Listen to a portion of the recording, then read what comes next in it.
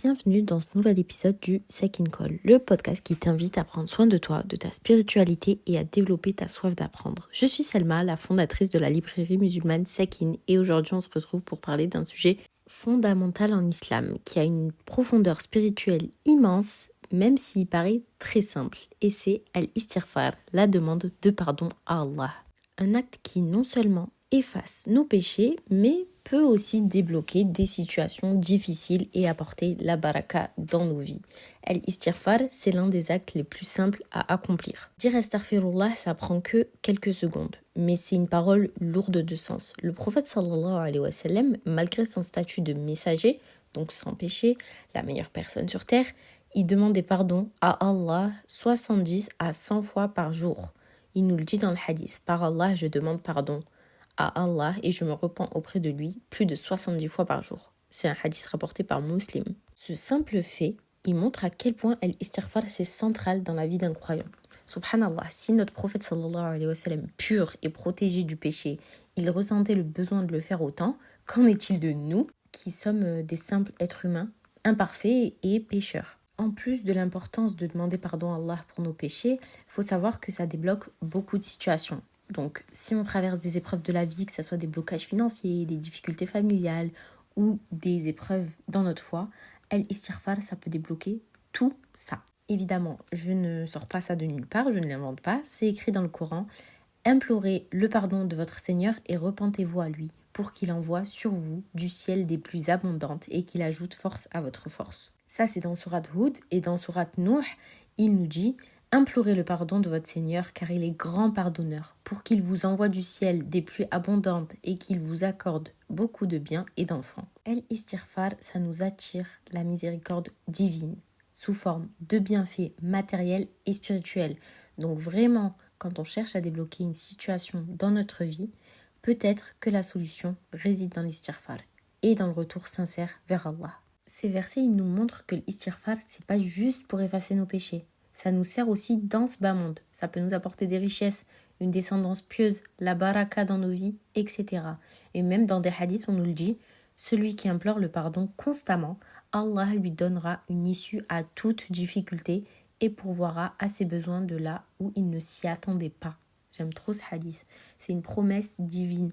À travers al-istighfar, non seulement nos péchés sont effacés, mais Allah il nous accorde une issue à nos problèmes. Il y a un autre aspect crucial de l'istighfar, c'est qu'il purifie notre âme. Chaque péché qu'on commet, il laisse une trace, ça laisse un point noir dans notre cœur. Si on ne demande pas pardon, ces points ils vont s'accumuler et ils vont noircir notre cœur. Mais l'istighfar, c'est comme une sorte de savon spirituel. Il nettoie et il purifie le cœur. Il faut se rappeler aussi que l'istighfar, c'est pas juste une recommandation, c'est un ordre d'Allah. Dans plusieurs versets, Allah il nous demande de revenir vers lui par ce biais-là, par le biais de l'istighfar. C'est un acte qui va nous rappeler, en tant qu'être humain, qu'on n'est pas infaillible et que le pardon d'Allah, il est toujours accessible pour celui qui le demande sincèrement, bien sûr. Demander pardon à Allah, ça ne se limite pas à des mots. C'est une démarche sincère, une reconnaissance de nos erreurs et aussi, faut pas l'oublier, faut une intention ferme de ne pas répéter le péché. C'est pas se dire c'est bon, je vais faire le péché, je vais redemander pardon et bim, on rebelote, on repart dans les mêmes erreurs. Non, on fait l'effort, on essaye d'arrêter. Et en retour, Allah qui est le Ghafour, qui est le Rahim, il va te pardonner. Sois persuadé de ça, en étant sincère bien sûr. Cet épisode, il me tenait à cœur, même s'il n'était vraiment pas prévu. En fait, c'est une discussion avec une amie qui m'a inspiré cet épisode. Je vous en ai parlé d'ailleurs rapidement en story sur Instagram, sur mon compte librairie Sakin. Le lien de mes réseaux sociaux est en description, bien sûr. En tout cas, je me suis dit que ce serait intéressant d'en parler en podcast pour qu'on se rappelle des bienfaits d'Al-Istighfar, pour qu'on se motive à en faire un maximum dans la journée. Je vous rappelle le but de tout le projet Sakin, que ce soit la librairie, le podcast, etc. C'est de se motiver ensemble à s'améliorer. En tout cas, on discutait, elle et moi, sur le quotidien, rien de fou, les aléas de la vie, on va dire. Mais si je dis pas de bêtises, en gros, je me sentais frustrée et j'avais des doutes sur mon projet, la librairie, mon avenir, etc. Et enfin, j'avais l'impression d'être bloquée dans une impasse sans issue. Et elle me disait, mais Selma, fais l'istighfar et tu vas voir, ça va débloquer la situation. Vous allez dire, Selma, c'était un conseil basique. T'aurais pu y penser toute seule, mais je suis tellement tête en l'air. Et en plus, je rappelle que le rappel profite aux croyants. Moi, j'en ai beaucoup besoin. Donc, laissez mes copines me faire des rappels. Et vu que la discussion, elle était fraîche, on va dire, elle était récente, directement, j'ai commencé à faire al-istighfar. Et une autre dua, enfin une dua aussi, je vais vous la mettre en description, Inch'Allah, si j'oublie pas. Une dua pour demander pardon à Allah, c'est Allahumma anta rabbi, la ilaha illa ant, khalaqtani wa ana abduk, wa ana ala ahdika wa wa'dika mastata'at. A'udhu bika min sharri ma sana'at, abu'u laka bi ni'matika alay, wa abu'u bi dhanbi, faghfir li, fa innahu la yaghfiru dhunuba illa ant.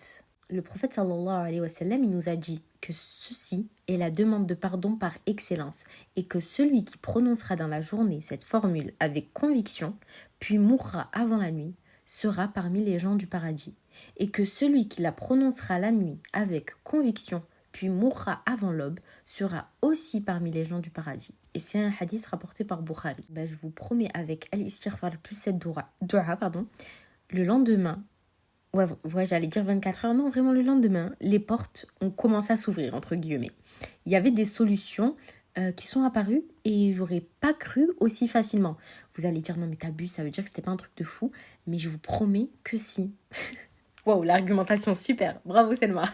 Mais en tout cas, si vous avez un doute dans la vie, je sais pas, des soucis financiers, des soucis personnels, des soucis professionnels, peu importe, faites al-istighfar. Cette même amie, vous allez dire Selma, elle aurait pu faire le podcast elle-même, ton amie en fait. Mais bref, cette même amie, elle me racontait que justement, elle livrait, dans le cadre d'une association en fait, qui aide les personnes dans le besoin, elle devait ramener un don financier à une personne. Et cette femme, en fait, lui dit en ouvrant la porte qu'elle avait passé sa journée à faire el-istighfar, du coup, et que juste après ça, subhanallah, Allah a envoyé, du coup, mon amie lui donner cet argent dont elle avait absolument besoin, du coup. Subhanallah, cette histoire, elle me donne des frissons. En gros, tous ces exemples sont là pour vous montrer et vous confirmer à quel point Allah, il est proche de ses serviteurs et il répond à celui qui le cherche sincèrement. Faites le test, vous me direz. Maintenant, on va voir comment est-ce qu'on intègre l'istighfar dans notre quotidien. Parce que c'est bien beau, oui, ok, il faut faire l'istighfar, mais comment on fait? Parce que voilà, on a vu la théorie, maintenant on passe à la pratique. Déjà, on est dans le concret, on se fixe un objectif quotidien. Je sais pas, par exemple, on va se dire, allez, je commence à rester à l'istighfar au moins 100 fois par jour. Vous allez dire, non mais 100 fois c'est trop. Oui, il faut commencer petit, mais en fait, c'est une habitude que tu vas prendre facilement.